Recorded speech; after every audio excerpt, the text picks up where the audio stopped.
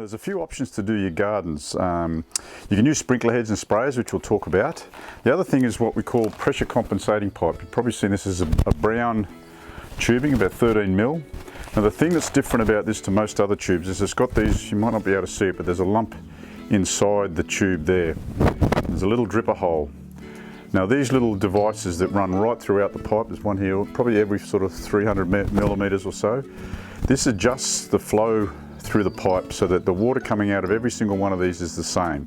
So it compensates for the pressure across the pipe, hence the term pressure compensating pipe.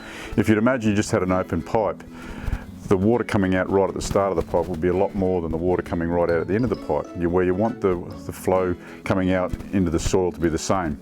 So this runs along the floor of the garden bed. You can wind it in and out of the trees and so on, bury it under your compost. And the good thing of this, it soaks the ground, and that's really where you want most of your water. You want your water to go into the root systems of your plants. And this is very low maintenance, you don't have to do anything. You can put it in and forget it for years.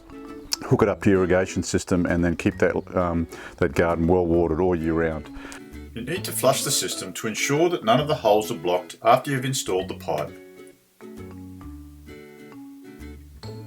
Okay, to set up all the irrigation for your gardens, there's a whole range of different products on the market you can use, and I've got a few examples here of what you can use to get the right combination of sprays and drippers and that for your garden. So you need to understand the garden and what your applications are. We've talked about pressure compensating pipe to give you a lot of good drainage at the base of the roots, but sometimes you need to get some sprinkler heads up off the ground and spray across the whole garden, and there could be a wide areas of garden where you need sprays to go out quite a long way. So there's a few different options that we've got.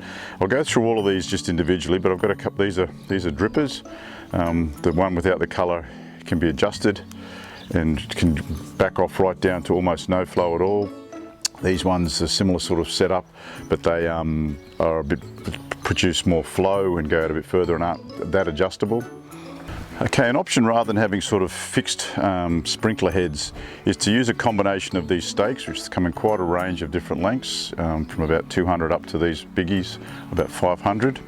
And what you can then do is connect your black tubing, 4 mil tubing, sometimes it can get in 7 mil as well, I guess.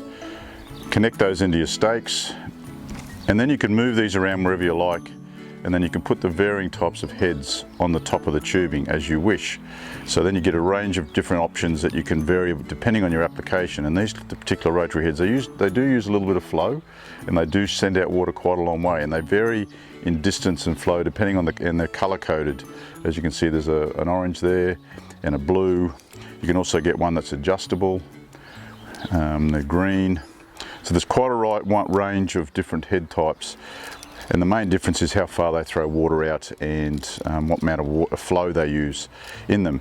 All you need to do then is punch a hole in your 19 mil lateral pipe, and then you put one of these little tiny connectors in that, and we'll show you that.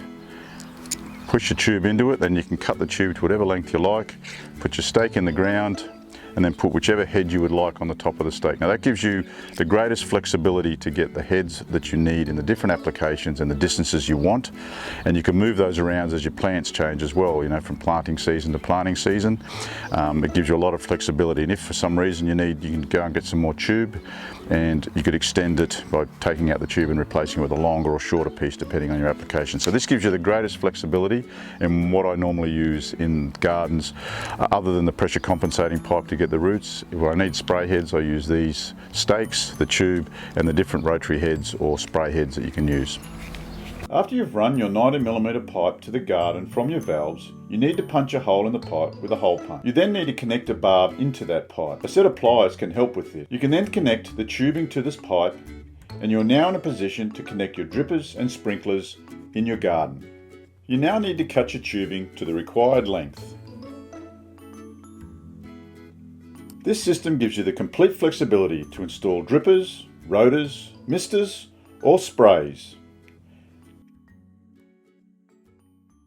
If this video was helpful, you can get a lot more information on our website, completelandscapes.co.nz, or check out other videos on our YouTube channel.